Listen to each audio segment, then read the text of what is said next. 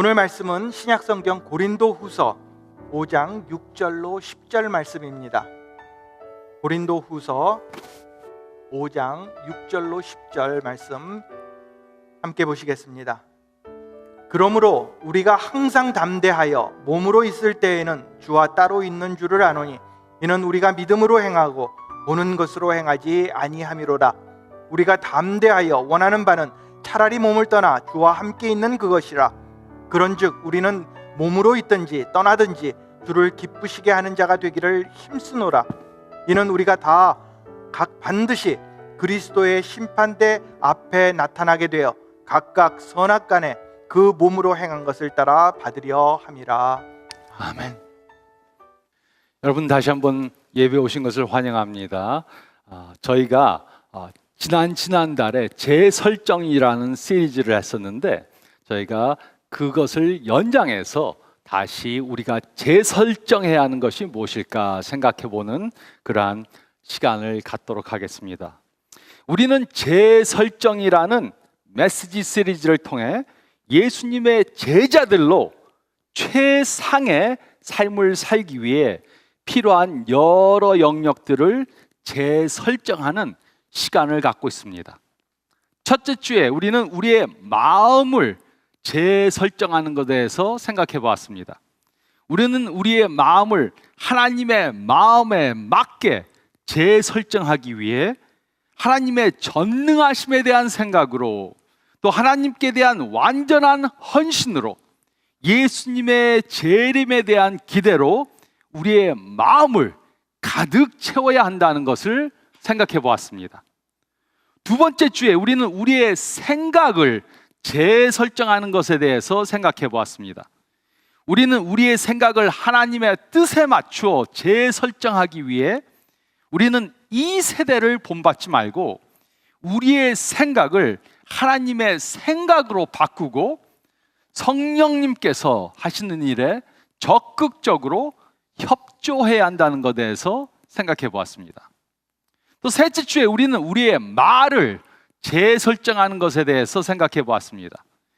우리는 우리의 말하는 것을 하나님의 영광을 위해 재설정하기 위해 거짓을 버리고 진실의 말을 하고 분노를 버리고 사랑의 말을 하고 더러운 것을 버리고 은혜의 말을 해야 한다는 것에 대해서 생각해 보았습니다. 그리고 우리는 오늘 우리의 가치관을 재설정하는 것에 대해 생각해 보겠습니다. 재설정이란 본래의 디자인과 의도에 맞게 다시 복구하는 것을 뜻합니다. 오늘 우리는 어떻게 하면 성경적 가치관을 가지고 살 수 있도록 우리가 우리의 가치관을 재설정해야 하는지 생각해 보겠습니다. 성경을 보면 두 가지의 심판이 있다고 그렇게 말합니다. 첫째는 백보좌 심판입니다. 요한계시록 20장 11절부터 15절 말씀을 보면 예수님께서는 백보좌에 앉아 계실 것이고 예수님을 믿지 않고 죽은 사람들은 예수님의 백보좌 앞에 모두 서게 될 것입니다.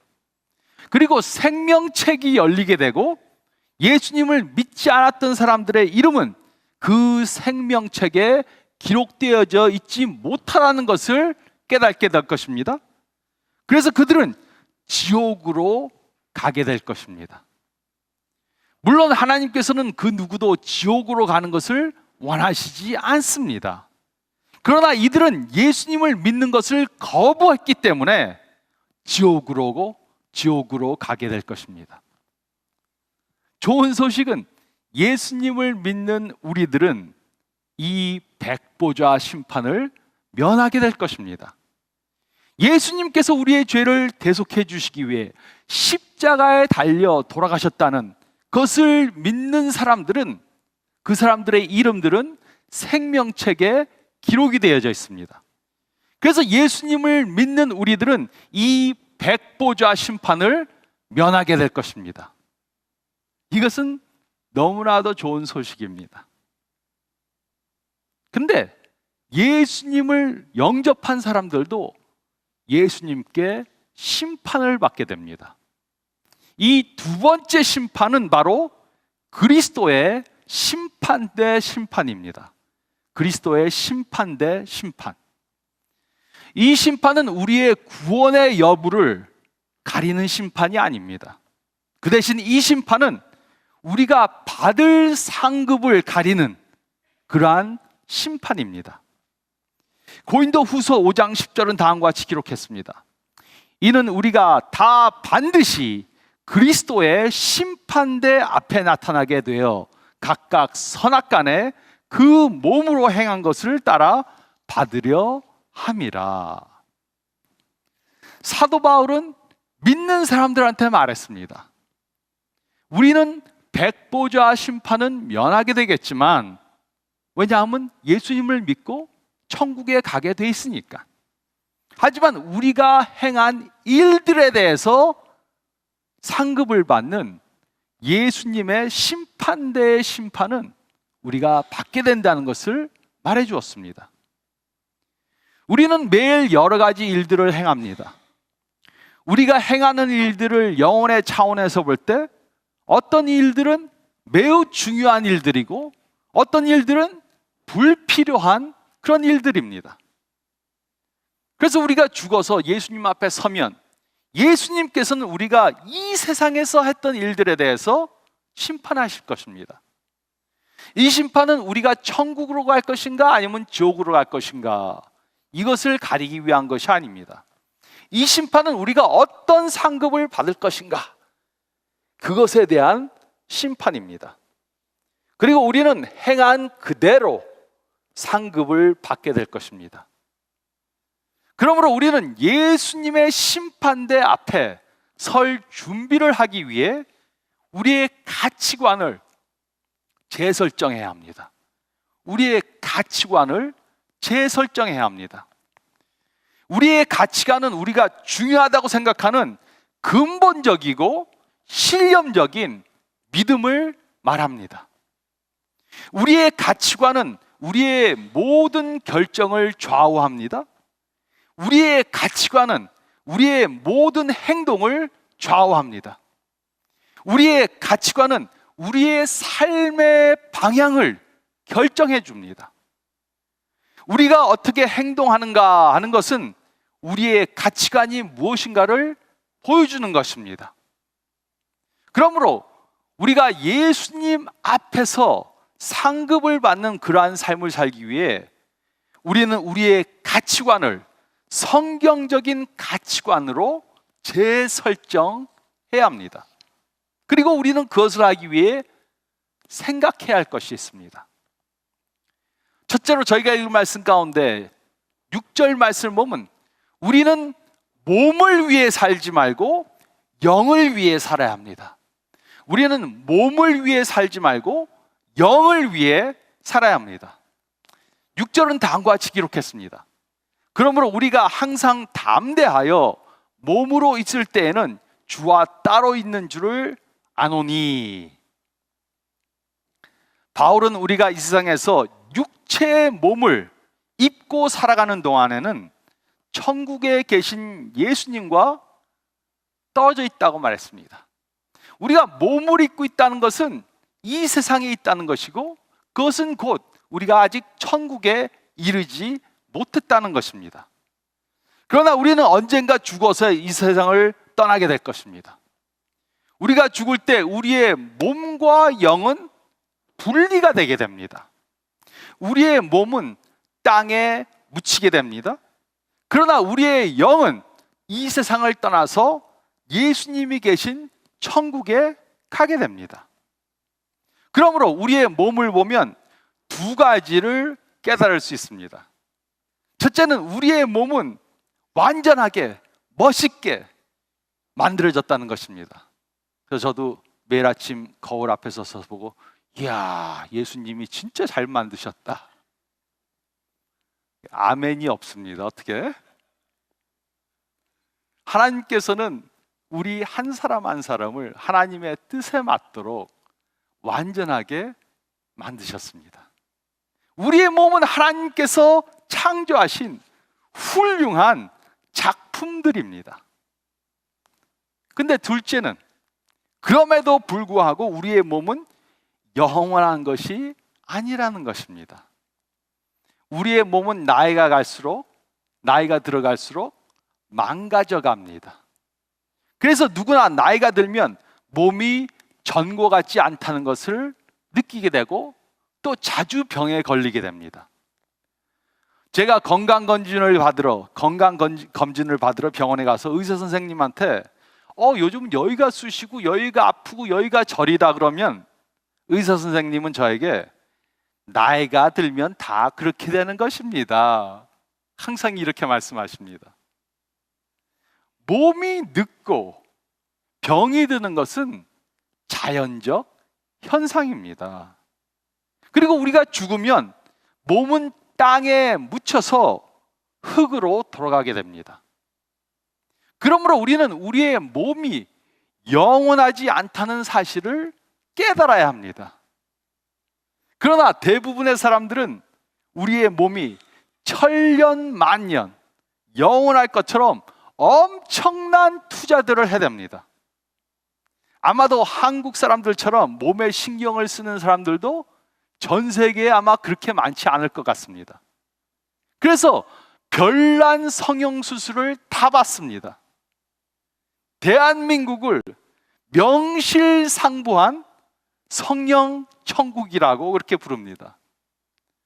저도 강남에 이렇게 머무른 적이 있는데 강남에 가면 호텔에 가면 아침밥 공짜로 주니까 제가 이제 밥 먹으러 가면 전부 다 붕대를 칭칭 갖고 온 사람들이에요. 외국 사람들도 한국에 와서 성형수술 받고 거기에 머물면서 그렇게 있으니까는 와, 엄청 째고 바르고 붙이고 깎아내고 별짓을 다 합니다. 쌍꺼풀 수술, 코 수술은 기본이고요. 턱도 깎아내고 키를 크게 하려고 호르몬 주사도 맞습니다. 뭐 꼭 나쁜 것은 아니겠지만 아무리 그렇게 치장을 하고 수술을 해도 몸은 영원히 살지 못합니다. 영원한 것은 우리의 영입니다. 물론 사람들은 언젠가 죽게 될 것이라는 것을 잘 압니다.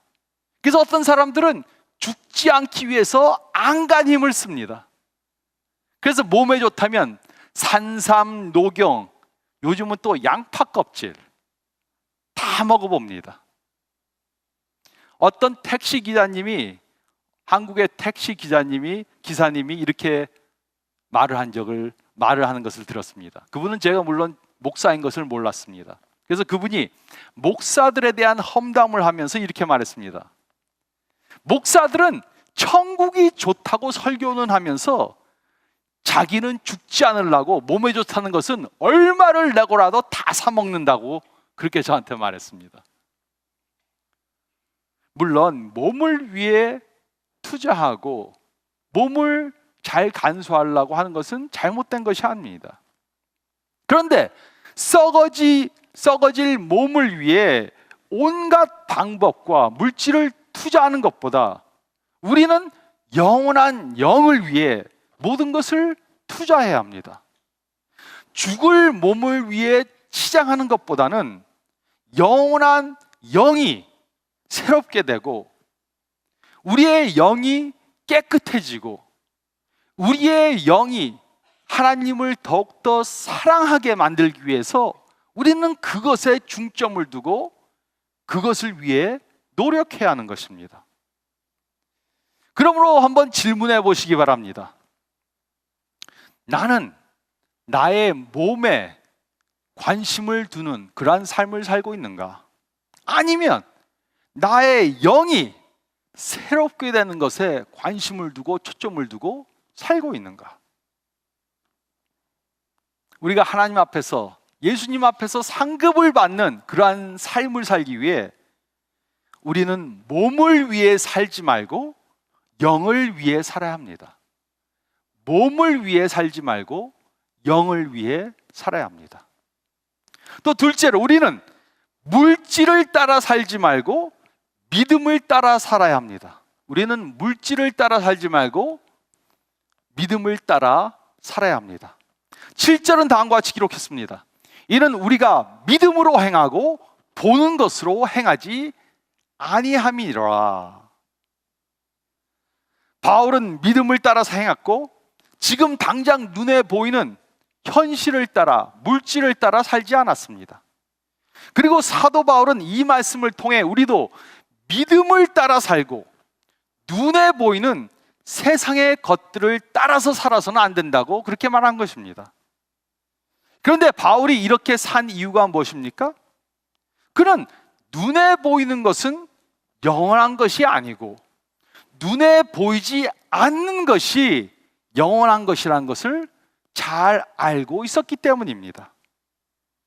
그런데 요즘 많은 사람들은 눈에 보이는 물질주의에 빠져서 삽니다. 또 물질을 통해서 행복을 얻으려고 물질을 모으는데 온 힘을 쏟으며 살아갑니다. 그래서 크고 좋은 집, 비싼 자동차, 돈, 명품 옷과 명품 가방들을 갖는데 모든 노력을 다 합니다. 물론 세상에는 좋은 것이 많고 꼭 그런 것들이 악한 것들은 아닙니다. 그러나 이런 것들은 우리들에게 참 행복을 가져다 주지 못합니다. 저희가 멕시코에 한 교회를 돕는데 매달 200불을 보냅니다. 200불을 보내면 매주 한 100여 명의 아이들이 점심을 먹어요. 200불이니까는 12달 하면은 2,400불. 근데 제가 놀란 게 있습니다. 저는 그렇게 여자분들 갖고 다니는 가방이 그렇게 비싼지 몰랐어요. 근데 보니까는 가방이 몇천 불 하더라고요. 그래서 제가 생각에는 와, 저겸은 애들 100명을 1년 동안 먹이는데 그 가방 사서 들고 다니면 한 달 동안은 기쁘겠죠. 근데 1년 동안 애들 점심 먹이는 것보다 기쁘겠습니까? 여자분들 얘기했으니까 남자분들, 어떤 분들은 제가 아는 어떤 분들은 골프채를 매년 바꿔요. 그것도 몇천 불짜리. 그래서 실력이 느냐? 늘지도 않는데. 물질이 악한 것은 아니지만 물질이 행복을 가져다 주지는 못합니다.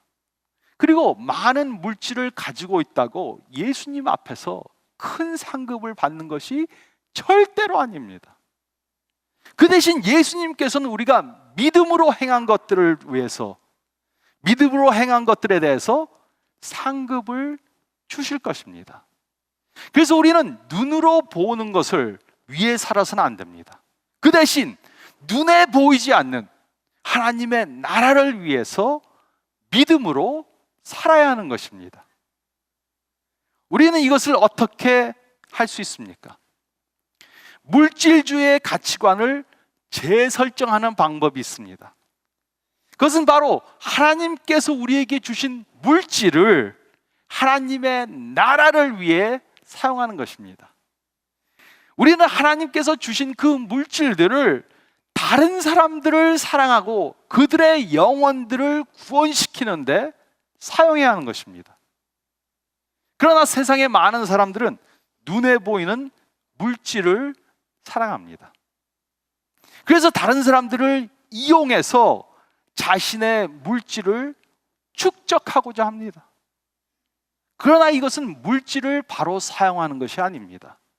그 대신 우리는 하나님이 사랑하시는 다른 사람들을 사랑해야 하고, 그렇게 하기 위해 우리는 우리의 가진 물질을 투자하고 사용해야 하는 것입니다.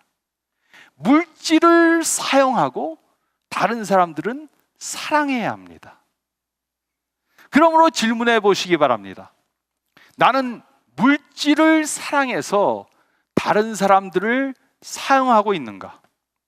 아니면 나는 다른 사람들을 사랑해서 내가 가진 물질을 사용하고 있는가? 이것에 대한 바른 답을 갖기 위해 우리는 우리의 은행 통장, 책북을 검사해야 합니다. 우리가 매달 쓰는 돈의 내용을 보면 우리는 무엇을 위해 살고 있는지 알 수 있습니다.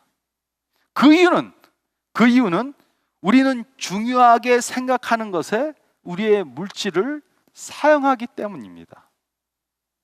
우리의 돈은 거짓말하지 못합니다.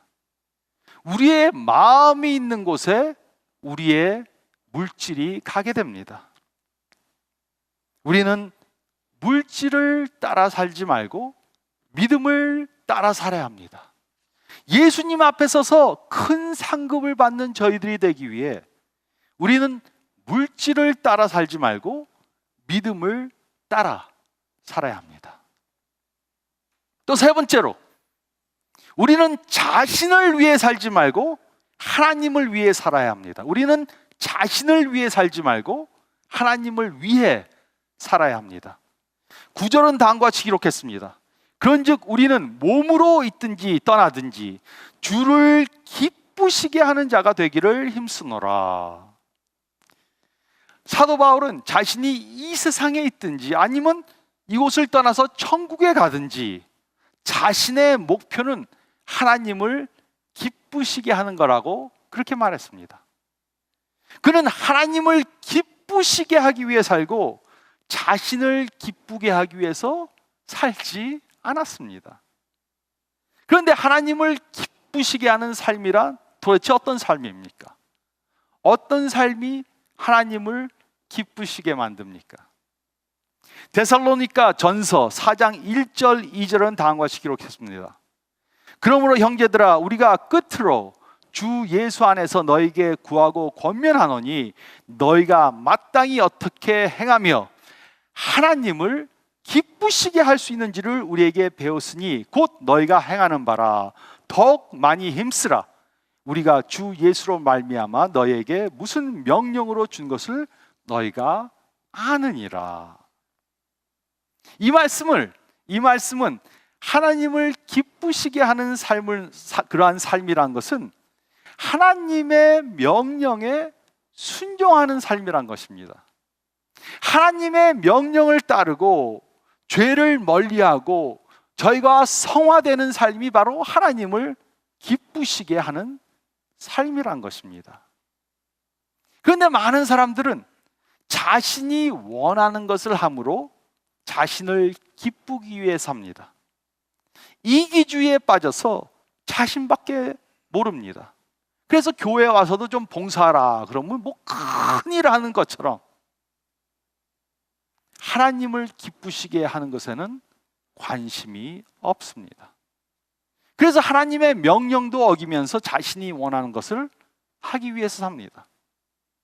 자신을 기쁘게 하는 것에 자신의 모든 것을 다 투자합니다. 성경 공부나 소그룹이나 심지어 주일 예배도 올 시간이 없다 그럽니다. 바빠서. 근데 자신이 즐기는 취미나 오락이나 아니면 한국 드라마 보는 것에는 시간을 엄청 투자합니다. 헌금할 돈이 없다 그래. 요즘 경제적으로 어려워서 좀 헌금 좀 쉬어야 되겠습니다. 근데 자신이 원하는 것은 또 다 삽니다. 하나님을 위해 돈을 쓰는 것은 아깝지만 자신을 기쁘게 하기 위해 돈을 쓰는 것에는 인색하지 않습니다. 그러므로 우리는 한번 질문을 해봐야 합니다. 나는 과연 하나님을 기쁘게 하는 삶을 살고 있는가? 아니면 나는 나 자신을 기쁘게 하기 위해서 살고 있는가? 우리가 누구를 위해, 누구를 기쁘게 하기 위해 살고 있는지 알아보는 좋은 방법이 있습니다. 그것은 우리가 우리의 시간을 어디다 투자하고 있는가 보는 것입니다. 우리가 우리의 시간을 무엇을 위해 사용하고 있는가, 그것을 보면 우리가 누구를 기쁘게 하기 위해 살고 있는지 깨달을 수 있습니다. 우리가 하나님을 기쁘시게 하기 위해 산다면 우리의 시간을 하나님을 위해 투자할 것입니다. 그러나 우리가 우리 자신들을 기쁘게 하기 위해 살고 있다면 우리는 대부분의 시간들을 우리 자신들을 위해 투자할 것입니다. 그러므로 우리는 매일 아침 기도와 묵상을 통해 생각해 봐야 합니다. 나는 오늘 하나님을 기쁘시게 하기 위해 무엇을 해야 하는가? 또 나는 오늘 하나님을 기쁘시게 하기 위해 무엇을 하지 말아야 하는가? 우리는 생각해 봐야 합니다. 저의 친구가 이렇게 말하는 것을 들은 적이 있습니다. 이 친구는 한국에 있는데 교회 장로예요. 근데 이분이 저한테 이렇게 말했습니다. 골프를 치기 전날에는 골프를 칠 생각에 긴장이 돼서 잠이 안 온대요. 그래서 잠을 자려고 누웠다가도 내일 골프 치는데 다시 일어나서 골프채 닦는데 내일 골프 잘 치려고. 근데 자기가 장로인데도 토요일 밤이 되면 내일 하나님 앞에 가서 기도드릴 그 예배드릴 생각에 긴장이 전혀 안 된다고 그래요. 즉 하나님께 예배드리는 것보다 골프 치는 것에 더 기쁨을 많이 느낀다는 것입니다. 물론 좋은 날씨에 골프 치는 거 얼마나 좋습니까? 하나님이 주신 은혜인데 건강 주시고 또 시간 주셔서 운동할 수 해주셨으니까 그건 나쁜 거 아닙니다. 근데 골프 치는 게 기쁘면은 또 여자분들, 저는 그 여자분들이나 남자분들이나 똑같이 다 해야 되니까 여자분들 쇼핑 갈 때 또 얼마나 좋습니까? 우와, 내일 빅세일이 있는데 가서 좀 많이 사야 되겠다. 다 좋잖아요. 다 나쁜 거 아닙니다. 그런데 나를 기쁘게 하는 것보다는 하나님을 기쁘게 하는데 더 저희가 초점을 둬야 하는 것입니다. 우리가 기쁨을 느끼는 것 하나님이 주시는 은혜 아닙니까? 근데 그것보다 내가 어떻게 하면 하나님을 더욱더 기쁘게 할 수 있겠는가? 거기에 저의 초점이 맞춰야 되는 것입니다. 내가 무엇을 통해 기쁨을 느끼는가? 그것은 우리가 어떤 가치관을 가지고 사는지 보여주는 예입니다. 그래서 우리는 예수님 앞에 서서 상급을 받는 그러한 삶을 살기 위해 우리는 자신을 기쁘기 위해 하지 말고, 우리는 자신을 기쁘기 위해 살지 말고 하나님을 기쁘시게 하기 위해 살아야 하는 것입니다. 우리는 언젠가 하나님 앞에 서서 우리가 한 일들에 대해서 심판을 받게 될 것입니다. 그리고 우리는 어떻게 살았는가에 따라 상급을 받게 될 것입니다. 성경은 우리들에게 상급을 받기 위해 살라고 그렇게 말해 주었습니다. 그러기 위해 우리는 우리의 가치관을 성경의 가치관으로 바꿔야 합니다. 우리는 우리의 가치관이 현세주의적이고 물질주의적이고 이기주의라면 우리는 우리의 가치관을 성경적인 가치관으로 재설정해야 합니다. 우리는 우리의 가치관을 몸을 향한 것에서 영을 향한 것으로 재설정해야 합니다. 우리는 우리의 가치관을 물질을 향한 것에서 믿음을 향한 것으로 바꿔야 합니다. 또 우리는 우리의 가치관을 나를 향한 것에서 하나님을 향한 것으로 바꿔야 합니다. 이래야만 우리가 하나님 앞에 서서 착하고 신실된 종이라는 말을 듣고 하나님께, 예수님께 큰 상급을 받게 될 것입니다. 이렇게 우리의 가치관을 재설정함으로 예수님께 큰 상급을 받는 저와 여러분들이 되시기를 우리에게 큰 상급 주실 예수님의 이름으로 축원드립니다.